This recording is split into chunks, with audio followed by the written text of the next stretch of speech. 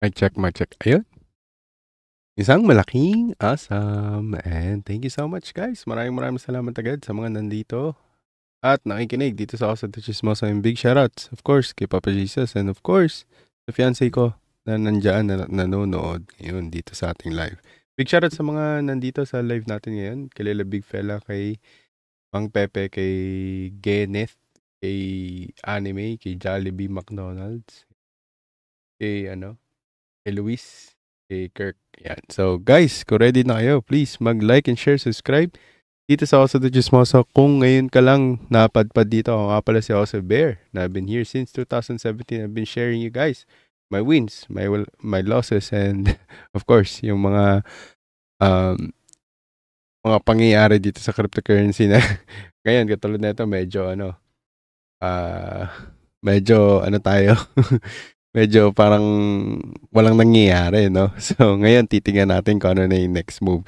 So, let's talk about Bitcoin first. So, we already reset, no? So, there is a confirmation already. Tama lang na kidlose na natin yung short natin nung nandito pa lang tayo. Kasi umangat na talaga siya eh. So, nagkakaroon na tayo ng strong support dito sa level ng 10,000. So, isa din yung sa mga shot call ko sa Meraki na pag hindi na ito nabiyak, it will go up. So, ito na yung natin, nangyayari sa atin. So, it's either the orange line or the blue line. No? So, or, pwede pa rin yung white line. So, pares pa rin. Itong tatlong pinipredict natin simula nung nag-bottom tayo dito, nung sinasabi ko na potentially we're bottoming but do not buy in a lot of tokens. Kasi mapapansin nyo naman, no? Walang nangyari sa mga altcoins natin. So, kukunti lang yung mga altcoins na talagang nag-pop off or yung mga speculative assets lang talaga yung talagang nag-accumulate ng malaking gains dito so far sa nangyayari sa market. So ngayon, ang mga bumabangon na asset is yung mga Jurassic asset back in 2021. Yun like Numere, so yung mga asset like Radium, yan. So isa sa mga assets na talagang umaangat. Pero hindi ko masasabi na talagang they will thrive the whole mini bull season na tinatawag dito. So hindi ko alam kung hanggang saan din tong magiging top natin. Pero once there is confirmation, of course, we will take advantage of that one. So we already filled in the potential fair value gap dito. Okay. So ang hinahanap kasi natin is ito pala, itong itong fair value gap na to. Pero that's why I'm not like into this. More of like into this fair value gap, itong nandito. Okay. So that's why I was like, parang ang hirap paniwalaan na ito na yung bottom. Pero kasi ang nangyayari is nadalaw agad siya ng mabilis. Pero that's the part of Bitcoin. Marami siyang manipulation na nangyayari. No? So dito na mangyayari yung baka pwede mag-double bottom. Pag doon na nag-double bottom, strong conviction na talaga ako. Pero I need to make sure first that there are key levels na talagang masupport. So ito yung katulad nito, key level to, 109. Dapat masuportahan to because this is the last line of defense within this range, no? So ito yung sinasabi ko na pag nabiyak yan, dediretso siya dito sa original fair value gap or yung shot call natin which is for the bottom. No, so that's why we have this blue line na ina-anticipate ko na probably this will be also one of the moves. This is back in 2017 move. No, hinahabol lang natin siya. So tingnan natin kung ito yung mangyayari. Pero I'm not gonna be so sure about this because, okay, yan, nagbabalik si Jeremiah na naman. Nang-ano ka na naman nang papad ka na naman dito. Yan, big shoutout kay Master Gray, kay Ewing, pati kay Kyle. Big shoutout sa inyo. Okay. So, ngayon guys, so everyone is like I said, like no sa mga previous days, no? So, do not think about the Fed rate cuts. No, nandito tayo 3 days, 2 days ago. Kaya sabi ko sa inyo na there might be, okay, no? So everyone is anticipating about the rate cut, pero there is a high chance of not getting it unless we have the confirmation on February 9, which is mamaya hanggang bukas. No, so titingnan natin kung ano yung mangyayari.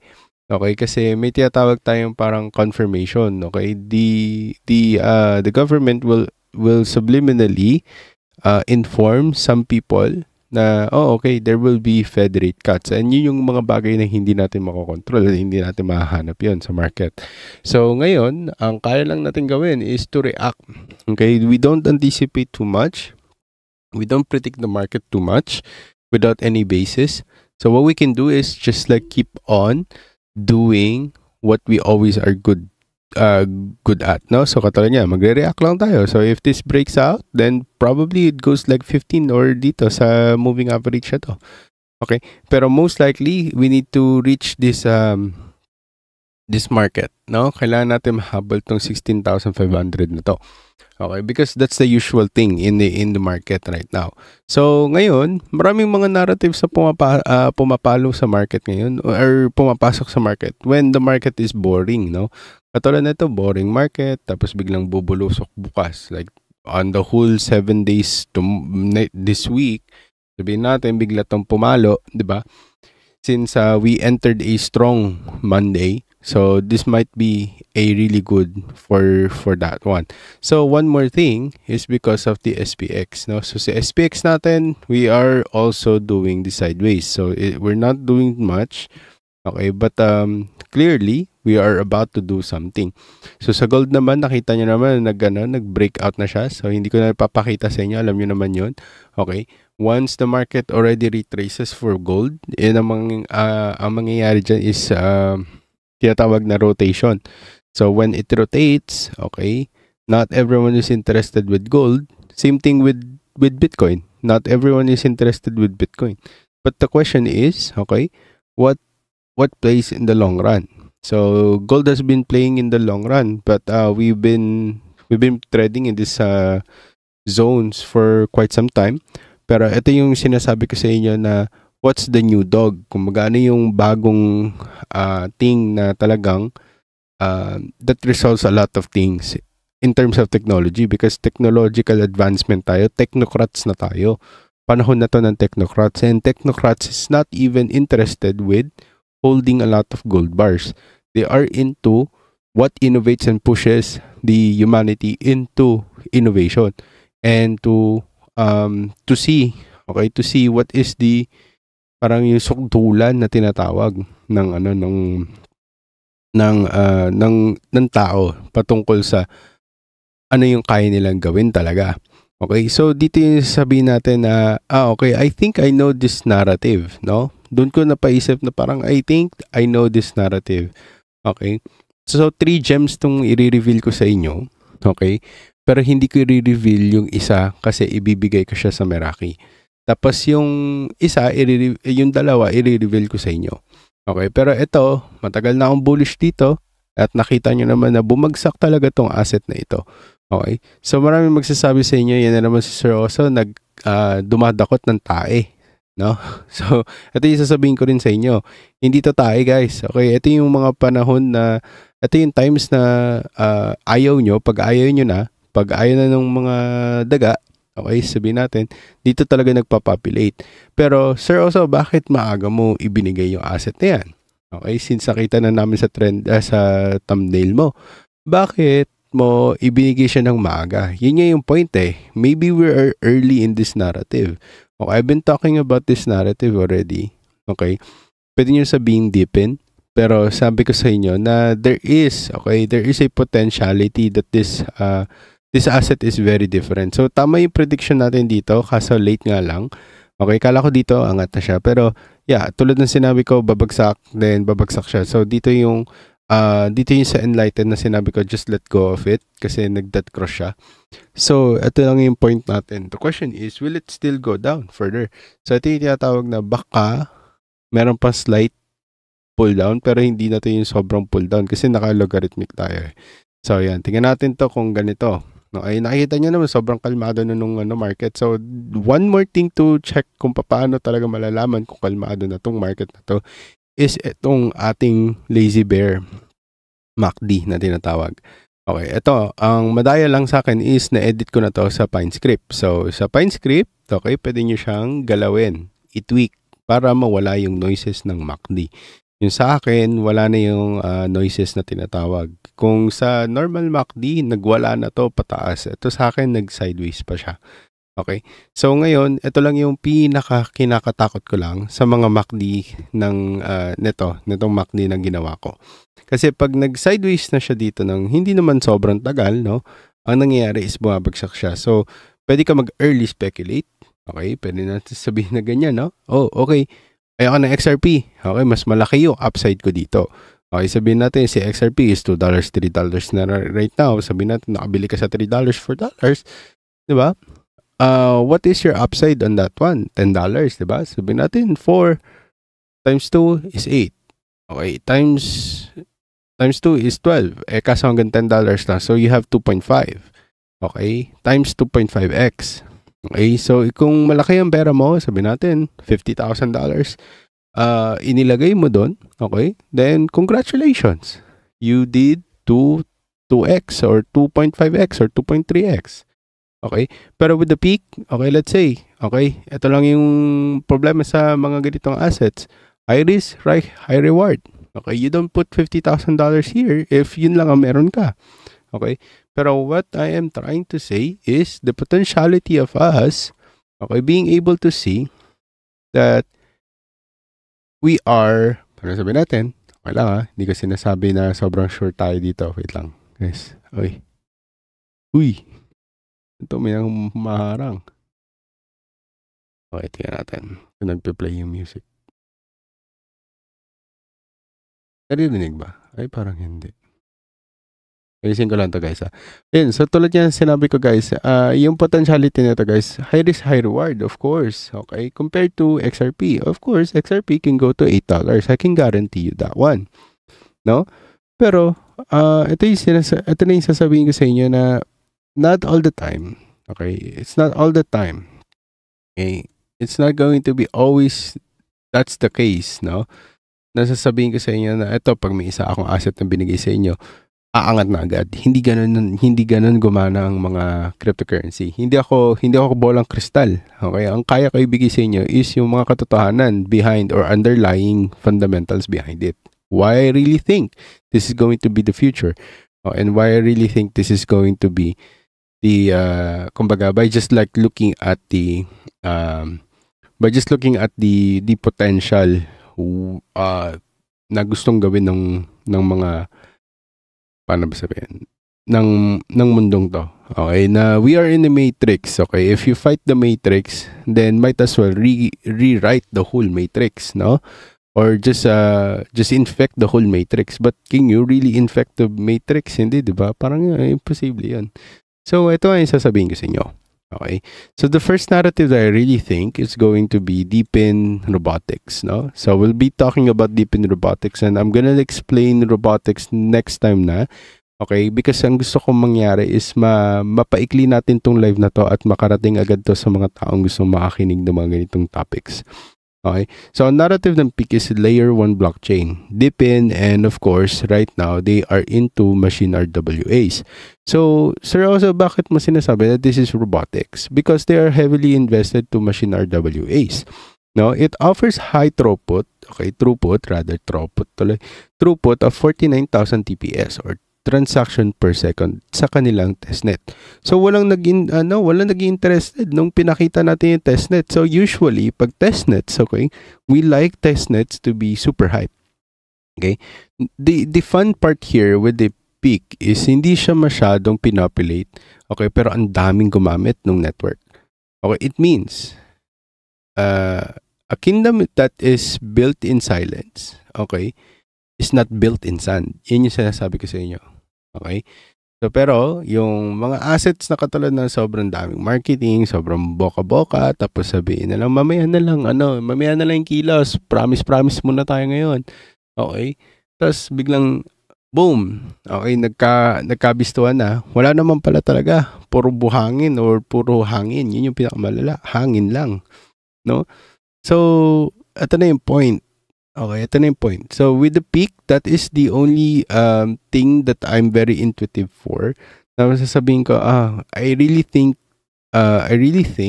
basing on sa mga nangyayari with the peak network, no? They are doing something really interesting.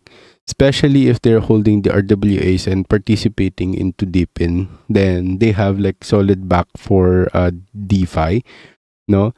So, ang utility kasi ni PIC, ini-enable niya yung mga machines to have a blockchain identity. So, ID to para sa mga machine. Okay, ano ibig sabihin nun? So, yung robot mo na assistant mo sa bahay mo, kunyari lang, gumabot tayo sa puntong gano'n, and mukhang hindi nyo naman kayo ob-ob or magtatawa-tawa sa akin dito na hindi tayo aabot doon. Okay, mag-isip-isip kayo maigi. Napapanood nyo na sa TV, ino-operate na sa utak nyo. Okay, kung yung mga ibang mga ibang cartoons nga nangyayari, like The Simpsons, di ba? Or sabihin natin Gravity Falls, di ba? Yung mga ganong simpleng cartoons like Finn and Jake or The Adventure Time, maraming sinasabi na parang ganito nga talaga yung totoong mangyayari. Ito yung gusto talaga nila mangyari. Di ba? Malaking chances na we are. Okay? We might and we are going towards or heading towards to that kind of situation. Okay, because all of these cartoons like are saying the same thing, no? So, ngayon, ito yung sasabihin ko sa inyo. Okay, oh yeah, iRobot. Sabihin natin yung mga, yung mga companions nyo, magkakaroon sila ng ID. Okay, and it will be in the blockchain. So, hindi kayo matatakot daw. Okay, kasi ang mga robots nyo, hindi pwedeng magamit sa masama. Or yung mga robots nyo, ng mga simpleng AI companion nyo na nakaupo sa desk. Sabihin natin, yung mga tinatanungan nyo ng mga simpleng questions, etc. na integrated to AI will be personalized for you. Something like that. It's decentralized but also personalized and autonomous for you. Okay? So, it means the ability to transact and earn autonomously. Okay, where if you're using these assets that has identity, you will be also to be able to earn autonomously. It means, okay, it's like use to earn. Okay, meron kang robot, para kang Fitbit na tinatawag. No? So, yung mga wristbands na ginagamit mo, walk and earn, parang ganon. Or run and earn. Diba? So, ngayon, okay, it supports both EVM and Ink. Okay, so Ink and EVM is one of those smart contracts, or one of those new tech ng blockchain back in 2022, EVMs and Ink. So itong RAS or smart contracts, okay, na ginagamit nila, okay, it makes it more flexible for developers. Okay, so ngayon, ito yung masasabi ko sa inyo. Back in September 2023, this was our number 1 bid. I know it's really hard. It's really devastating nung binigay ko to sa inyo. Okay, kasi abang na abang tayo dito. Grind pa nga yung iba dito sa Galaxy, no, or sa Galax, 'di ba? Then nung lumabas it was a really good pump. Tapos biglang, wenk, alam mo yun, walang masyadong talagang naging buga. Okay? So, hindi talaga siya kumbaga, gumawa ng malaking move, etc. Parang ganun yung sinasabi ng marami sa nangyari na launching ni Peak, no? But along with the other assets na nag-launch kasabayan ni Peak, did not even also made any progress. So, dito masasabi na the interest of people when it comes to launching are very less. Okay, and that is the reason why as well yung mga launchpads are not even also making a lot of profits on this one. So, ang masasabi ko, okay, with the latest and the most, okay, yung major talaga na masasabi kong recent talaga nila is yung ecosystem growth nila. Umabot sila ng 50 plus Deepins, which is really big. Okay, with a 2 million plus devices, okay, na nahagod nila. Tapos major partners with Bosch, Mastercard, and Airbus, which is a really big company as well, like in Japan na NTT, ay nadali din nila when it comes to partnership. So, gusto ko sana si Asimo malagyan nila ng identity. Malaking bullish yun. Sorry guys, nagte-trade ako. Okay. So, ngayon, ito na yung sasabihin ko sa inyo. Okay, the community. Okay, ito yung gossip ko dito sa Peak. Yung community na to, pag nagising to, magdadagdag to ng bags nila. Malaki yung holding bags ng mga tao dito to the point na hindi na nila binitawan. So, ang mga nagbenta dito is yung mga project managers or project holders or yung talagang team or inside team. So, yung mga devs nito, nagbenta sila. Kasi sila yung nakakuha ng malaking pick eh. Okay, so given na yon. Okay, pati yung mga naggahol nito. So ako, bumili ako pick, then natalo, 'di ba? So hindi ko binitawan. So holding pick until now for Meraki, and it's just like how much? I don't know. I don't want to even like look at it. That's the point there. If you trust the if you trust the project, you just hold it. No? So, ito na yung social, may social reputation din sila sa leaders board, rewards, and driving engagement for and attention. So, magaling sila sa marketing. It's just that they marketed this at the very wrong time of the market, which is back in when the market is already okay, starting to pump. Okay, and that is a very bad marketing because ang nangyayari nga, nagiging swing or nagiging slide na pattern. Ito yung sinasabi ko sa inyo na pag ganito ang market, okay, this is a highly regarded asset. I want to at least get a $20, $50 to $100 dito sa mga ganitong levels. Kasi hindi na to babalik dito pag nagsimula na tong pumalo. Okay? Lalo na, ang market psychology ng mga tao, pag nakita nila yung prices dito, tapos ayaw nila bumili dito, pero pag nakita nila sa level na to, okay, or lumagpas sa moving average, yung mga levels na napakadaling intindihin, may previous cycle, lumagpas doon, okay, doon po pataktihin yan. So, sabihin natin 0.06, okay, ibibigay ko sa inyo yung ating potentiality on this one, okay, sabihin natin, okay, diba, Algorand, di kayo nakinig. Pendel, di kayo nakinig. Okay, binigyan nyo kayo ng Omni, hindi kayo nakinig. Binigyan ko kayo ng, binigay ko sa inyo yung Boson dati. Nagpump na ng sobra, di kayo nakinig. Okay. So, binigay ko rin yung, yung Vista, hindi kayo nakinig kasi nga, diba, Ethereum yun eh. Sabi ko, Ethereum to, malaking chances na to. Sabi natin, sige, pumalo to sa level ng pabalik dito sa moving average na to. Okay, that's 7x still. Okay, kung makuha natin tong level, ma-reclaim natin tong level na to, that's 7x. Okay, and this is going to be easy peasy kung talagang bubuhos yung market sa robotics and also deepin, yan, hagod ni peak lahat yan. So that's why I'm very bullish about this one. So ngayon, ito lang masasabi ko dito, guys. Okay?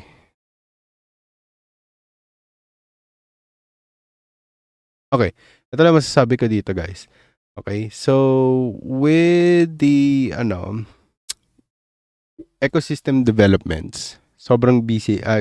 So sobrang basic lang. Okay, meron siyang deep in growth. That's number 1. Number 2 is agad niya yung machine RWA. That's number 2. Number 3 is yung last narrative na sinasabi ko sa inyo, enterprise adoption or solution. Number 3. Number 4 is meron silang incentives. Magaling sila sa staking sa leaders board program. Okay? Yung talagang kumbaga parang meron kayong tinatawag na pagalingan kayo sa leaders board. Paramihan kayo ng ginagawa or parang gagawin tapos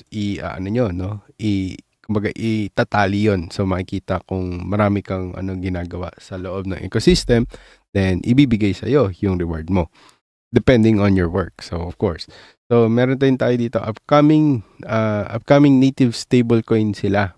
Okay yan. So ang tingin ko kaya lang magta-transact nito is yung mga machines. It will not be for the people. Okay, so yun yung speculation ko dito. Gossip lang to ha. Iniisip ko lang, tingin ko, it's not gonna be open for people. This is the only stable coin that will be traded by AI or the robots itself. Okay? Then it will be the robots who will be trading this one. So ito lang yung tingin ko. Tingin ko lang to, hindi ko sure. Okay, so Deepin Launchpads, magkakaroon din sila ng sarili. Okay, then magkakaroon sila nung may upcoming Get Real. Get Real Season 2. Something like that. Okay? So, guys, alam ko, wala akong maipakita sa inyo kasi katulad ng sinabi ko sa inyo, chismis lahat to. Okay? Wala akong maipakita sa inyo na talagang solid basis and everything. Pero if you read a lot of the white paper tapos mag-ikot-ikot kayo sa community nila, okay, talagang makikita nyo lahat. Okay, makikita nyo lahat doon. Sila na mismo magre-reveal ng mga chismis, yung speculation nila, tapos isa lang ba yung sinasabi nila. Makikita nyo doon lahat. Okay, so ito na yung sasabihin ko sa inyo, guys. Okay, may isa pa tayong asset. Okay, so next year nakikita nyo, di ba ganun din yung ginagawa niya. Okay. So parang ganito yung sa yung sa GeoDNet, may maliit kang ganon tapos biglang nanahimik tapos biglang umangat. Okay? So pwedeng ganyan. Ganyan din yung mangyayari dito. So ngayon ito, we've been waiting for Nexera. So for some time, okay, for quite some time, I'm really bullish for Nexera. But this is not the gem that I'm trying to tell you. Okay, I'm just like rooting for Enterprise Solution DeFi. So ito yun, isa yun. Okay, pero ngayon, let's talk about the real gem. Okay, ito yung real gem ko na isa pa. So binilihan ko yung Meraki ng GeoDNet back in August. Okay, walang nakinig. Sinabi ko check nyo yung yung coins list natin, hindi nyo chinek. Okay, pero makikita nyo doon, bumili ako ng GeoDNet. Okay, it's because back in August 22, makikita nyo doon na nandun yung talagang populate ng mga parang mga bagong community pumasok sa GeoDNet. Tapos biglang umangat na siya. So, tignan natin kung anong mangyayari dito. So, dito, okay, medyo mahirap i-explain sa inyo yung talagang utility nito. Sa pagkakaintindi ko, ang GeoDNet, okay, kumbaga, ang hirap i-explain ng mas mababa to. Ito na lang. Ginagamit siya ng mga enterprise and developers. Okay, kaya walang masyadong makaintindi sa kanya for now. Okay, pero I really think this is gonna be big. Yan ang masasabi ko sa inyo. Because this is for precise location services. Okay? It is open for everyone. Okay? But it is not easy to use by everyone. Yan ang masasabi ko. But it is open for everyone. So, the enterprise and the developers are taking advantage of this location services or precise location services. So, yung Gmap, sabihin natin, or sabihin natin yung Uber Maps, sabihin natin, etc. They wanted to be used in order for them to parang sabihin natin, oh, can we really trust Uber that they're not sniping on our phones? Diba? So, si GeoDNet yon. Isa yan si GeoDNet na natatry na magsabi sa atin na huwag kayo mag-alala, hindi tayo babackdoorin ni Uber. Ako bahala sa inyo. Something like that. Okay? So, that's not part of the narrative. Ondo is like not a robotics. It's RWA. Okay? So, yun yung sinasabi ko. With a sustainable tokenomics model and rewards miners and burns they have a lot of burn tokens or burning tokens doon sa mga data sales nila. So, kayo guys, kung tingin nyo, hindi currency ang pagbebenta ng data, okay, or yung mga unused data sa mga mobile data, so okay, hindi sinasabing mga data, yung mga passport information nyo, hindi ganoon. Ang ibig sabihin ko, yung data sales, which is yung mga unused bandwidths, etc. Mas malaki pa pera doon kaysa sa crypto. Maniwala kayo sa akin. Okay? Kaso, close siya. Kaya hindi natin alam. Hindi natin makita talaga yung totoong laki at yung dami ng mga tao talagang gumagamit. Ngayon, i-unlock yon ni GeoDNet para maipasok siya sa cryptocurrency. I don't know if you understand this. Okay? Pag yon na-unlock at makapasok yung pera na yun dito sa cryptocurrency, that's gonna be another billions and billions of money. Okay? So, ngayon, I hope you understand it. Do your research because I might be wrong. Pero katulad ng sinabi ko, with the Q2 ng fundamental updates ng ating GeoDNet, okay, marami silang miner count surge. Okay? So, di ba, sumikat yung grass, sumikat yung ganito. I ditch grass. Okay, I let go of grass. Okay, because it's so stupid for me.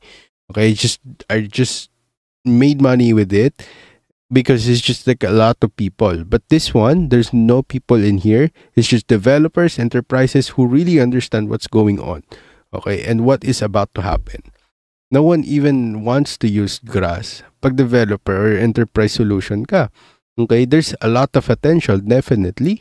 But does the attention really needed in terms of like progression?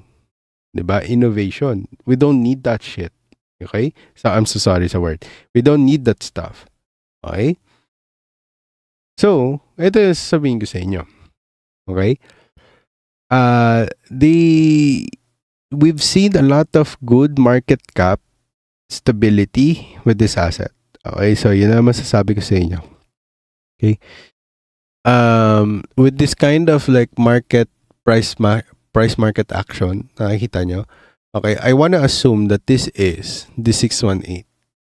No? Kasi nag-stop out siya eh. Okay, nag-stop yung price niya sa certain level na malaking suspecha ko na bakit mag-stop out yung isang price dito sa level na to.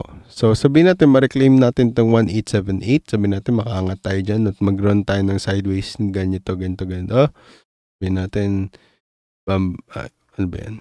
Wait, teka lang. Bam. Okay? Pwedeng mangyari to. Then, magkaroon tayo ng isa pang ganyan. Okay? So, dito na mabubuo yung totoong price action. Tingnan natin kung anong mangyayari from here. Pwedeng cup and handle. Pwedeng sabihin natin na butterfly. Hindi ko alam. Titignan natin maigi. Okay, from here. Pero, mula dyan, dito, that's already times 2.5. Okay, or 2.3, 2.2. Okay, that's a really good money already. Lalo na kung nasa mid-risk tayo. We're talking about mid-risk here. Okay? Kung babagsak man to, 20%, di ba? 20%, 50%, versus dun sa 100% na dati mong ibinili dito, sabi natin, ibang asset to, bumili ka dito, tapos XRP pa binili mo, sabi natin. Hindi ko sinasabing sinisiraan ko XRP. Okay, what I'm talking about is market psychology. Okay, kasi hinabol mo yung XRP eh. Hinabol mo 3.5, hinabol mo 4, hinabol mo yung... Tapos ngayon bumabagsak, etc. Nagigets nyo? Okay? Maraming assets ang magbabagsakan ngayon, mainly for alts. Okay? So, yung mga alts na pipiliin nyo, pumili kayo ng alts na hindi bumabagsak ng sobra. Okay? Kasi pag umangat yan, sabihin natin, dito umikot yung pera, okay, umikot yung roleta dito, malaki yung chances nyo na, uy, grabe yun, $20 lang nilagay ko dito para ako nag-futures, pumalo ng 200. Nag-times 10 siya. Okay? So, sabihin natin, potential top is 0.7. That's a lot of money already. Okay, sabihin natin, naglagay ka $50, $100. That's a lot of money pang start na to ng business. Okay, but the question is, what kind of business are you gonna get into? Okay? So, the question is, are you ready for business? Okay? Kasi ngayon, pag hintay-hintay ka lang sa cryptocurrency, hintay-hintay ka, di ba? Nakatanghod ka lang dito sa screen, etc. Tigilan mo yun. Okay, mag-isip ka na. Okay? Para pag when the money comes, okay, when the power comes, you're ready for the power. Okay? So, yun yung sasabihin ko sa inyo. So, ngayon, may gossip ako, or unofficial to guys, okay, but I'm just gonna give it to you. Big shoutouts kay Remil, kay Abdul, big shoutouts sa inyo. Anyari sa Maker, next time. Focus muna tayo dito para matapos agad tayo, guys, ha? Okay, so ngayon, ito, sa community sentiment is increasing sa, increasingly bullish sa, dito sa GeoDNet. Okay. So, yung users natin, tinatawag nila yung GeoDNet as most underrated DeepIn project. Okay, I really agree with this one. Because maraming sasabi, hindi, peak talaga. I really think it's GeoDNet. Because there's so much, a lot of like versatility and flexibility that you can do with GeoDNet. Okay. Although, yes, ang daming narrative flexibility ni peak, pero I would still choose GeoDNet in this part. Okay, at the current standing, okay, sabihin natin lahat ng fundamentals, technical analysis, blah, blah, blah. This has more potential for me. That's why bumili ako nito most recently, which is August 22. Okay, and this is the reason why. It's because the anticipation nila sa building for upcoming community calls and further ecosystem expansion is it just keeps on growing. Hindi lang sila basta, okay, anticipate tayo guys, so tingin ko dito mangyayari, etc. Yung roadmap nila is all about do the talk first, then they talk, they report. Oh, ito na yung nagawa namin. Okay? Like, we don't wanna like let you guys know about our full market roadmap. Pero ito yung sinasabi namin sa inyo na if once the market already goes back, okay, we'll be there. Parang ganun yung sinasabi ni GeoNet. Okay, because we are needed. We're part of the new system na tinatawag. Parang ganun. So the social media discussion is focused on GeoNet's real world impact. Okay, so this is also part of real world assets, no? Pero I really don't think it's an RWA at a very extent. Okay, but they are trying to put in the real world, blah, blah, blah, nila. No? So, for me, I really think, sorry guys, I really think, okay, GeoNet is gonna be better than Peak. But they are at a different game, no? They're not the same. Okay, but I'm just letting you know that I like GeoNet better than Peak. Okay? But, hindi lang to basta sabi-sabi. I did the walk. Okay? Ice cream. Yan din sinasabi ng asawa ko, ice cream daw yan eh. Okay. So, ito na yung sinasabi ko. Okay? So, ito yung notable ecosystem developments nila dyan. Okay? So, yung network growth, okay, may network growth tayo na more than 12,700 miners. Okay, so kung sa BTC uso yung mining, XMR, 'di ba? 'Di ba? Uso yung mining, etc. Then this should be also one of your peaks, okay? 'Di ba? This is money for the people already. So revenue in tokenomics, sabihin natin 2.5 M. Okay, annualized revenue nila. Okay, hindi to biro pagdating sa ganitong narrative. Walang interested pero nakakuha ng 2.3 million. Okay, anong gagawin natin sa 2.3 million? Pambili na natin to sa key levels, di ba? Pag binasag yung moving average, pang-hype lang to. Bulwark na natin sa marketing, etc. Okay, the question is, meron ba sila yung parang, kikita ba kami dyan? Parang pag ginamit namin yan. Definitely, yes, you will. Okay. Sabihin natin, pag gamit mo yung maps mo, you improve the geolocation, etc. Blah, blah, blah. Di ba ganun si Pokemon? Si Pokemon lang ang nakinabang dun sa ginagawa ng mga tao na ini-improve nila yung mga locations and everything, no? Ini-improve nila yung mga, yung tiyatawag na mga liblib na lugar na hindi napupuntahan ng Google Maps. Si Pokemon lang kumikita. Di ba? Dito, si GeoNet, mag-ingat lang kayo, huwag kayong ma-hold up na baka naman magsisiksik kayo sa liblib. Pero ito lang yung sinasabi ko. I really think that they will do that in order for you to mine more data, no? So, tingnan natin kung aabot tayo doon. Kasi speculation ko lang yan eh.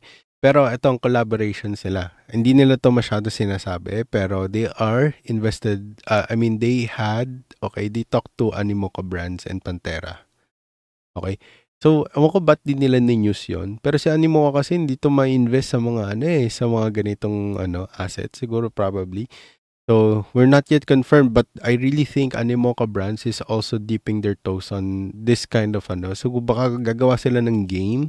Okay? Or baka may isang game doon na gusto mag-invest. Okay, sa GeoNet, silang ginawang tulay. Nangyayari kasi yun eh. Tinatawag doon, pero hindi ko na maalala. Huwag natin ubusin yung oras natin, energy natin pagdating sa mga ganyan. So, Pantera Coin Fund is also like sa harapan ng nila, okay, we have a GeoNet partner, blah, blah, blah. Nakita ko to dati. So, yan yung mga naalala ko. Okay. With the other, Drive, Deepin, and RTK adoption, yan, isa sa mga tingin ko na makakapagpaboost pa lalo ng partnership ni GeoNet. And so, for me, okay, GeoNet is rapidly scaling, okay, as the world's largest decentralized RTK na tinatawag, okay, or RTK network rather. Okay, so meron siyang robust financial growth, meron din siyang expanding global coverage, meron din siyang increasing real-world utility na tinatawag. So, ibig sabihin, RWA na siya, enterprise solutions pa siya, okay, always being used by enterprises, ginagamit siya ng developers, developments, etc. Then, what is the reason for us not to use this? Okay? So, sabihin natin, okay, mag-accumulate ka dito, malaki na ito ang chances mo na sabihin natin, pag pumasok to sa level ng $1, which is not parang hindi malabo to na maabot niya yan. Sabihin natin, sige, ito yan. Diba? Wait lang. I-probable lang natin to, ha? Yan, sige, pagpalit natin dito. Yan, sabihin natin yan. Okay, $2. Diba? Pag talagang major bull run to, tapos lahat kumikita sa, sabihin natin, yun nga, doon sa GeoNet, sabihin natin. Kapag mina lahat. Parang gusto ko nga minahin to eh. Tingnan natin. Okay? Diba? Maganda to. Okay? Ano nyo to. Makikita nyo yung talagang gusto nilang gawin. Pero this is a great resistance in 3450. So, if you wanna take profit there, it's up to you guys. Pero the initial, okay, stop ng bull run nito is nasa 0.8732, which is also a psychological level. Pag lumagpas to siguro hanggang dito lang, okay, which is before $1. Okay, pag yan, sinagasaan niya $1, nako, dire-diretso na to dito sa $2.